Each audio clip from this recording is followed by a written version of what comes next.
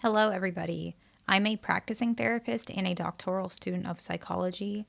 Today, I wanted to go over is the concept of is divorce contagious? Now, it's not in the literal sense, but it is a phrase that some folks say that a lot of people believe divorce is contagious. And basically, it's the common term for implying that if you know somebody who is divorced, that may influence you or it may have some sort of conceptualization in your own relationship. So there is science behind this, not the term contagious, but there is some research about the social influence and of how we connect with others and how that applies to ourselves in our marriages and relationships. And so, first, let's break a little bit of what this basically means.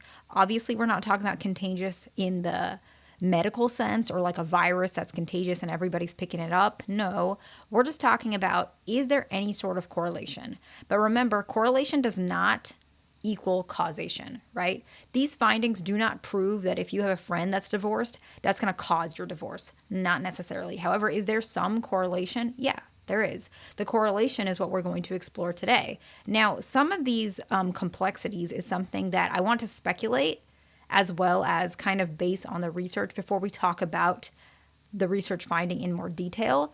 There is some explanation to this that might not necessarily be explored thoroughly, but it's important to keep in mind.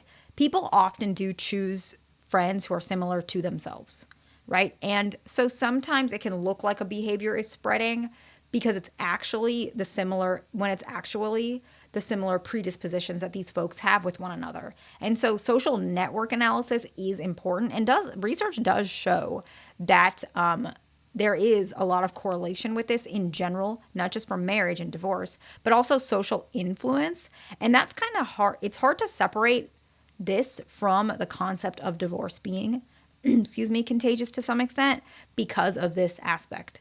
And so that's just something to keep in mind. Another aspect, which I think is really important, especially nowadays, I do not think this was as common before, but people may actually be connecting with one another due to their struggling marriage, which in my opinion is not a good sign. You shouldn't really be talking about things like that. That's my opinion and I could be wrong. I'm younger than a lot of you guys, and so maybe I don't know, maybe I don't know what I'm talking about, which is fair, but I don't think that's great to talk about the negative parts about your relationship, at least not too frequently. You should try not to. And what we see sometimes is folks actually talk about their spouse in a negative way and they make friendship based off of each other talking about negative things about their marriage, and they form friendships in situations like that. And so in that way you can be exposed to divorce more normally because they normalize divorce. They talk about it more. They insult their significant other, and that makes it more acceptable psychologically. And then that makes divorce more accepted in their friend group because that's what they talk about a lot.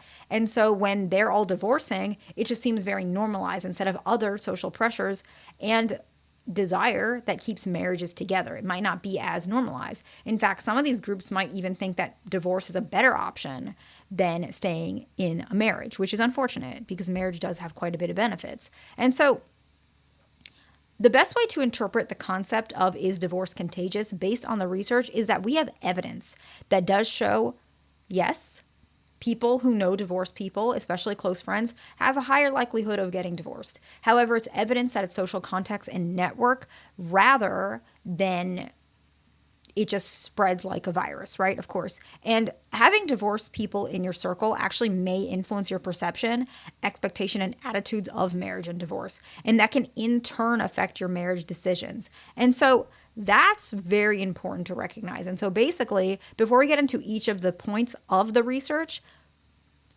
does show, yes, if you know divorced people, it's going to increase your likelihood based on this research, okay? And it'll also affect your attitude of marriage because you're around people who have their marriage failed. And you might think, does that mean all marriage fails? And you might go down a certain path emotionally. And that makes sense. So, research in 2013, this was decades of data that was collected, okay? And a lot of people know about this research. You guys might know about this research as well. And basically, it was exploring the data set that includes detailed social network information, which I feel like is imperative for research like this. Like, we want to know these things. So people who are divorced or who have been divorced or think about divorce, etc., who also have a list of their friends. So they give their list of their friends, and their patterns of this is tracked, right? So they track how the divorce status spreads across these social networks rather than just focusing on one couple's relationship. It's a very intense study, and it's incredibly expansive and interesting.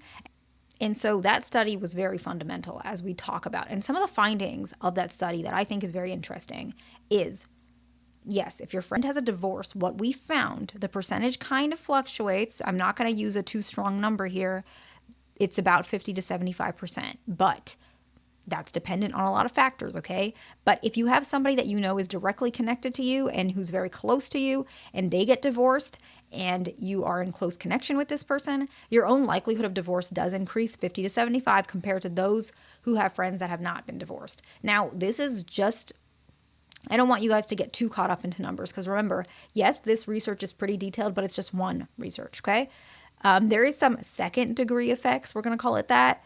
A friend's friend, second degree. Does that? I don't even know, okay? If you have a friend and they have a friend who's divorced, that also increases your likelihood. We're seeing about like 30%, okay? Even if the person is not someone you know directly. Very interesting. And third degree. So a friend's friend's friend, we didn't see in effect, not too high percentage of that. So that's what we found about that research, okay?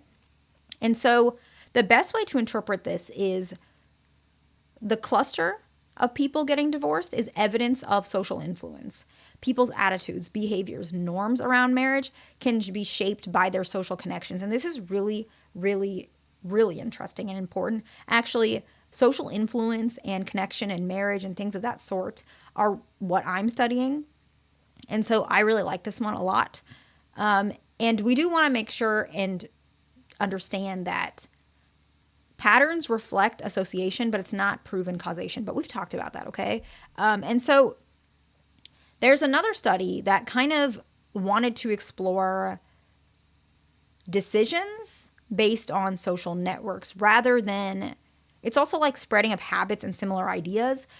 And I think this was kind of important as well, because what we actually see is that how you talk about your life and how you influence other people and what you talk about and how you feel about certain things does affect people in your life. So if you are sitting around and you just had a divorce, right? Or you know somebody who's had a divorce and they talk about how horrible their marriage was and how unhappy and miserable they are, and their wife took everything, and you're going to think, oh my God, that's how all women are. And there might be a part of you that marries someone like that because you think that's normal to some extent, and then you get divorced. And so that's an aspect as well. But I don't know if you've noticed this, but I certainly have. This part is just based on my own bias and speculation, but I know there are some people like who are divorced and all their friends are divorced and their brother's divorced and this and that. And there are other people who are like, you only are around people who are in relationships or married or things like that. And I'm not saying that that's a correlation. Well, I do think there's a correlation, but I haven't really particularly tracked those individuals. But I notice that in my own life. I particularly try to spend time around people who are in relationships because I'm in a relationship. And I just feel like it's more healthy that way. My significant other, he hangs out with men who are pretty much in long-term relationships or married almost exclusively. It's just, it makes things easier. It's more positive, and it helps understand like family connection, romantic interaction. And it's easier to talk to people who understand where you're coming from. And I think there is a pattern to that. That's just my perspective. But another research I wanted to talk about was like social media and network exposure. This one was, I think, in 2013. And there's research that does show that social network, how do I even explain it? If you're looking at content and there's a lot of connection or like social media influence about relationship satisfaction. So basically, if they're reporting lower relationship satisfaction and they're talking about divorce a lot, sometimes what can happen is you may have some negative perceptions about relationships, and that can also lead to divorce. And so that's some of the things I want to talk about today. But there's another aspect that I think is a little bit connected to this. People know this. If your parents have been divorced, that does increase the likelihood of you being divorced. it's true, right? That's just part of it, because a family network is still a social network, and you might view that as well. We also see that family history of continuous divorce, or coming from families with a little bit more generational trauma with marriage, that can also shape your own divorce and your own perspective of relationships as well. And so those are things I want to talk about today. I hope this video made some sense. I hope it was useful. Please like, subscribe. I'll see you in the next one.